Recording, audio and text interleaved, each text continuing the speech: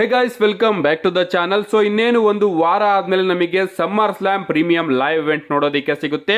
ಈ ಬಾರಿಯ summer slam ಅಲ್ಲಿ ಅದ್ಭುತವಾದ ಮ್ಯಾಚಸ್ಗಳು ಕೂಡ ನೋಡೋದಕ್ಕೆ ಸಿಗ್ತಾ ಇದಾವೆ. ಅಷ್ಟೇ ಖರಾಬ್ ಆಗಿರ್ತಕ್ಕಂತಹ ಮ್ಯಾಚಸ್ಗಳನ್ನು ಕೂಡ ಡಬ್ಲ್ಯೂ ಅವರು ಸಮ್ಮರ್ ಸ್ಲಾಮ್ ನ ಮೈನ್ ಇವೆಂಟ್ ಅಂತ ಅಡ್ವರ್ಟೈಸ್ ಮಾಡಿದ್ದಾರೆ. ಸೊ ಯಾವ ಮ್ಯಾಚಸ್ಗಳು ಮಂಡೇ ನೈಟ್ ರೋ ಹಾಗೆ ಸ್ಮ್ಯಾಕ್ ಡೌನ್ ನ ಮೈನ್ ಇವೆಂಟ್ ಮಾಡ್ತಾ ಇತ್ತು, ಅದು ಇವಾಗ ಸಮ್ಮರ್ ಸ್ಲಾಮ್ ನ ಮೈನ್ ಇವೆಂಟ್ ಮಾಡ್ತಾ ಇದೆ. ಆನೆಸ್ಟ್ ಆಗಿ ಹೇಳ್ತೀನಿ, ಆ ಒಂದು ಮ್ಯಾಚ್ ಮೈನ್ ಇವೆಂಟಿಗೆ ಅರ್ಹ ಅಲ್ಲ.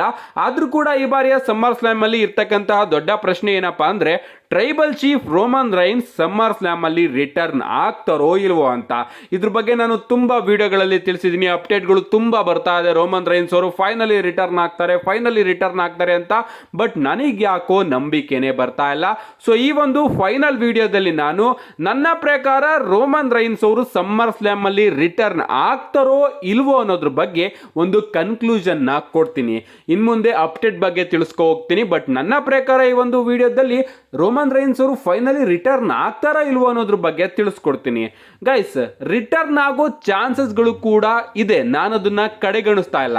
ಯಾಕಂದ್ರೆ ಟ್ರೈಬಲ್ ಚೀಫ್ ಗಿಮಿಕ್ಕು ರಿಟರ್ನ್ ಆಗಿದ್ದೆ ಸಮ್ಮರ್ ಸ್ಲಾಮ್ ಅಲ್ಲಿ. ಸೊ ಆ ಒಂದು ಸಂಪೂರ್ಣವಾದ ಸರ್ಕಲ್ ನ ಡಬ್ಲ್ಯೂ ಅವರು ಕಂಪ್ಲೀಟ್ ಮಾಡೋದಕ್ಕೆ ರೋಮನ್ ರೈನ್ಸ್ ಅವ್ರನ್ನ ಮತ್ತೊಮ್ಮೆ ಸಮ್ಮರ್ ಸ್ಲಾಮ್ ಅಲ್ಲೇ ರಿಟರ್ನ್ ಮಾಡಿಸಬಹುದು. ಯಾವ ರೀತಿ ರೋಮನ್ ರೈನ್ಸ್ ಅವರು ಹೀಲ್ ಆಗಿ ಟ್ರೈಬಲ್ ಚೀಫ್ ಆಗಿ ಬಂದಿದ್ರು, ಅದೇ ರೀತಿ ಈ ಬಾರಿಯ ಸಮ್ಮರ್ ಸ್ಲಾಮ್ ಅಲ್ಲಿ ಫೇಸ್ ಸೂಪರ್ ಸ್ಟಾರ್ ಆಗಿ ಟ್ರೈಬಲ್ ಚೀಫ್ ಆಗಿ ಅಥವಾ ಬೇರೊಂದು ಕ್ಯಾರೆಕ್ಟರ್ ನ ತಗೊಂಡು ರೋಮನ್ ರೈನ್ಸ್ ಅವರು ನಮಗೆ ಸಮ್ಮರ್ ಸ್ಲಾಮ್ ಅಲ್ಲಿ ನೋಡೋದಕ್ಕೆ ಸಿಗಬಹುದು. ಪಾಸಿಬಿಲಿಟೀಸ್ ಗಳೇನೋ ಇದೆ. ನಾನು ಕೂಡ ಅನ್ಕೋತೀನಿ ರೋಮನ್ ರೈನ್ಸ್ ಅವರು ಬರಬೇಕು ಅಂತ, ನನಗೂ ಕೂಡ ಆಸೆ ಇದೆ, ಬಂದ್ರೆ ಚೆನ್ನಾಗಿರುತ್ತೆ ಅಂತ. ಬಟ್ ಈಗ ಸಿನಾರಿಯೋನ ನೋಡ್ತಾ ಇದ್ರೆ ನನಗೆ ಅನ್ನಿಸ್ತಾ ಇಲ್ಲ ಬರ್ತಾರೆ ಅಂತ. ಪಾಯಿಂಟ್ಸ್ಗಳನ್ನ ನಾನು ಇಡ್ತಾ ಹೋಗ್ತೀನಿ ಯಾಕೆ ಅವರು ಬರೋದು ಕಷ್ಟ ಅಂತ. ಮೊದಲನೇದಾಗಿ ಜಿಮ್ಮಿ ಊಸೋ ರಿಟರ್ನ್ ಇನ್ನೂ ಕೂಡ ಆಗಿಲ್ಲ. ಎಸ್, ನಾವು ರಸಲ್ ಮೇನಿಯಾ ಆದ್ಮೇಲೆ ರೋಮನ್ ರೈನ್ಸ್ ಅವರು ಡಬ್ಲ್ಯೂ ಇಂದ ಸ್ವಲ್ಪ ದಿನ ಲೀವ್ನ ತಗೊಂಡ್ರು. ಅದಾದ್ಮೇಲೆ ನಮ್ಮ ಸೋಲೋ ಸಿಕೋವ್ ಅವರ ಬ್ಲಡ್ ಲೈನು ಜಿಮ್ಮಿ ಊಸೋ ಅವ್ರನ್ನ ಹೊಡೆದು ಹೊರಗಡೆ ಆಗ್ತು.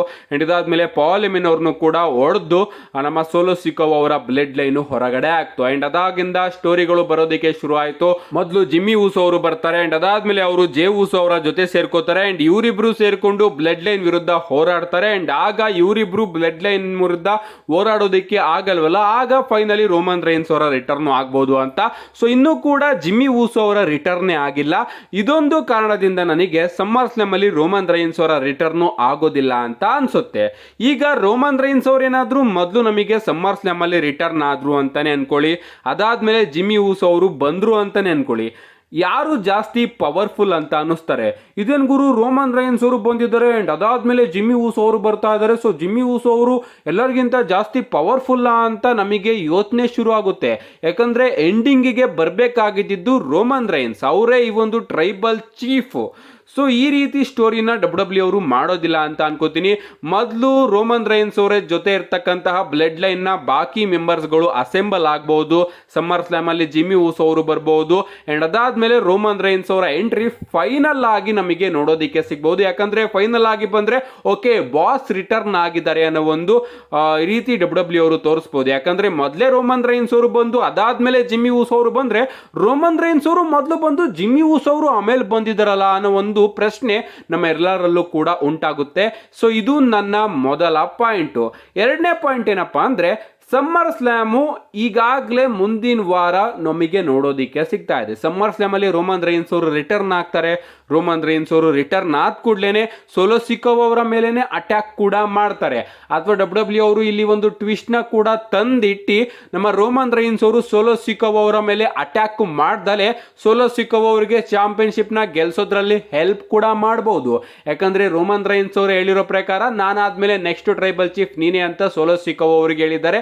ಸೊ ಡಬ್ಲ್ಯೂ ಅವ್ರು ಏನಾದ್ರು ತೀರಾ ಎಲ್ಲರನ್ನೂ ಕೂಡ ಕನ್ಫ್ಯೂಷನ್ ಮಾಡಬೇಕು ಅಂದ್ರೆ ಈ ರೀತಿನೂ ಕೂಡ ಸ್ಟೋರಿನ ತಗೊಂಡ್ ಬರ್ಬೋದು. ಬಟ್ ನನ್ನ ಪ್ರಕಾರ ಆ ರೀತಿ ಆಗೋದಿಲ್ಲ ಅಂತ ಅನ್ಕೋತೀನಿ. ಸೋಲೋ ಸಿಕೋವ್ ಅವರು ಪಾಲಿಮೆನ್ ಅವರ ಮೇಲೆಲ್ಲ ಅಟ್ಯಾಕ್ ಮಾಡಿರೋದನ್ನ ನೋಡಿದ್ರೆ, ರೋಮನ್ ರೈನ್ಸ್ ಅವರು ಬಂದ್ ಕೂಡಲೇ ಸೋಲೋ ಸಿಕೋವ್ ಅವರ ಮೇಲೆ ಅಟ್ಯಾಕ್ ಮಾಡ್ತಾರೆ. ಅಂಡ್ ನಮಗೆ ಬ್ಯಾಶ್ ಎಟ್ ಬರ್ಲಿನ್ ಅಥವಾ ಬ್ಯಾಡ್ ಬ್ಲಡ್ ಅಲ್ಲಿ ರೋಮನ್ ರೈನ್ಸ್ ಹಾಗೆ ಸೋಲೋ ಸಿಕೋವ್ ಅವರ ನಡುವೆ ಮ್ಯಾಚ್ ನೋಡೋದಕ್ಕೆ ಸಿಗುತ್ತೆ. ಅಂಡ್ ಈ ಒಂದು ಮ್ಯಾಚ್ ಅಲ್ಲಿ ಯಾರು ಗೆಲ್ತಾರೆ ಅಲ್ಲಿಗೆ ಸ್ಟೋರಿ ಮುಗ್ದೋಗುತ್ತೆ. ಸೊ ಬ್ಲಾಡ್ ಬ್ಲಡ್ಗೆ ಅಥವಾ ಸರ್ವೈವರ್ ಸೀರೀಸ್ಗೆ ಸ್ಟೋರಿ ಮುಗ್ದೋದ್ರೆ ರಸಲ್ ಮೇನಿಯಾ ತನಕ ಇಷ್ಟೊಂದು ಸ್ಟೋರಿನ ಯಾವ ರೀತಿ ಡ್ರ್ಯಾಗ್ ಮಾಡ್ತಾರೆ ಅಂತ ನನಗೆ ಒಂದು ಡೌಟ್ ಇದೆ. ಸೊ ಅದಕ್ಕೋಸ್ಕರ ನಾನು ಸಮ್ಮರ್ ಸ್ಲ್ಯಾಮಲ್ಲಿ ರೋಮನ್ ರೈನ್ಸ್ ಅವರ ರಿಟರ್ನು ಕಷ್ಟ ಅಂತ ನನಗೆ ಅನ್ನಿಸ್ತಾ ಇದೆ. ನನಗೂ ಕೂಡ ಆಸೆ ಇದೆ ಬರಬೇಕು, ರಿಟರ್ನ್ ಆಗಬೇಕು ಅಂತ. ಬಟ್ ರಿಟರ್ನ್ ಆಗೋದು ಸಿಕ್ಕಾಪಟ್ಟೆ ಕಷ್ಟ. ನನ್ನ ಪ್ರಕಾರ ಯಾವ ರೀತಿ ರಿಟರ್ನ್ ಆಗ್ಬೋದು ಅಂದರೆ, ಮೊದಲು ಜಿಮ್ಮಿ ಊಸೋ ಅವರು ಬರ್ಬೋದು, ಆ್ಯಂಡ್ ಅದಾದಮೇಲೆ ಜಿಮ್ಮಿ ಹಾಗೆ ಜೇ ಸೇರಿಕೊಂಡು ಬ್ಲಡ್ ಲೈನ್ ವಿರುದ್ಧ ಹೋರಾಡಿ ಅವ್ರ ಕೈಯಲ್ಲೂ ಕೂಡ ಆಗಲಿಲ್ಲ ಅಂದರೆ ಪಾಲಿಮಿನ್ ಅವರು ಬರ್ಬೋದು. ಪಾಲಿಮಿನ್ ಅವರು ರೋಮನ್ ರೈನ್ಸ್ ಅವ್ರನ್ನ ಇಂಟ್ರೊಡ್ಯೂಸ್ ಮಾಡಿಸ್ಬೋದು. ಸೊ ಸರ್ವೈವರ್ ಸೀರೀಸ್ ಅಷ್ಟೊತ್ತಿಗೆ ರೋಮನ್ ರೈನ್ಸ್ ಅವರು ಬಂದರೆ ಸೋಲೋ ಸಿಕೋವಾ ಹಾಗೆ ರೋಮನ್ ರೈನ್ಸ್ ಅವರ ಮ್ಯಾಚ್ನ ಡಬ್ಲ್ಯೂ ಅವರು ರಾಯಲ್ ರಂಬಲ್ ಅಷ್ಟೊತ್ತಿಗೆ ಪ್ಲಾನ್ ಮಾಡ್ಬೋದು ಅಂತ ಅನ್ಕೋತೀನಿ. ಆ ಕಡೆ ರಾಕ್ ಅವರು ಕೂಡ ರಾಯಲ್ ರಂಬಲ್ ಅಷ್ಟೊತ್ತಿಗೆ ರಿಟರ್ನ್ ಆಗಿ ಕೋಡಿ ರೋಡ್ಸ್ ಅವ್ರನ್ನ ಫೇಸ್ ಮಾಡಿ ಚಾಂಪಿಯನ್ ಏನಾದರೂ ಆದರೆ ರಾಕ್ ಅವರು ಆಮೇಲೆ ಬಂದ್ಬಿಟ್ಟು ಬ್ಲಡ್ ಲೈನ್ ಸ್ಟೋರಿ ಲೈನ್ಗೆ ಜಾಯ್ನ್ ಆಗ್ಬೋದು. ಸೊ ಈ ರೀತಿ ಗೈಸ್ ಮುಂದಿನ ವರ್ಷದ ತನಕ ಡಬ್ಲ್ಯೂ ಅವರು ರೋಮನ್ ರೈನ್ಸ್ ಬ್ಲಡ್ ಲೈನ್ ಹಾಗೆ ರಾಕ್ ಅವರ ಸ್ಟೋರಿನ ನಡೆಸ್ತಾರೆ ಅಂತ ಅನ್ಕೊಂಡು ನಾನು ಈ ಬಾರಿಯ ಸಮ್ಮರ್ ಸ್ಲ್ಯಾಮ್ ಅಲ್ಲಿ ರೋಮನ್ ರೈನ್ಸ್ ಅವರು ರಿಟರ್ನ್ ಆಗೋದಿಲ್ಲ ಅಂತ ಪ್ರೆಡಿಕ್ಟ್ ಮಾಡ್ತಾ ಇದ್ದೀನಿ. ಇದು ನನ್ನ ಪ್ರಕಾರ ಅಷ್ಟೇ. ನಿಮಗೇನನ್ಸುತ್ತೆ? ರೋಮನ್ ರೈನ್ಸ್ ಅವರು ನಿಜವಾಗ್ಲೂ ಕೂಡ ಸಮ್ಮರ್ ಸ್ಲ್ಯಾಮ್ ಅಲ್ಲಿ ಬರ್ತಾರೋ ಇಲ್ವೋ? ನಿಮ್ಮ ಅನಿಸಿಕೆನ ಕಮೆಂಟ್ ಮಾಡಿ. See you guys in my next video.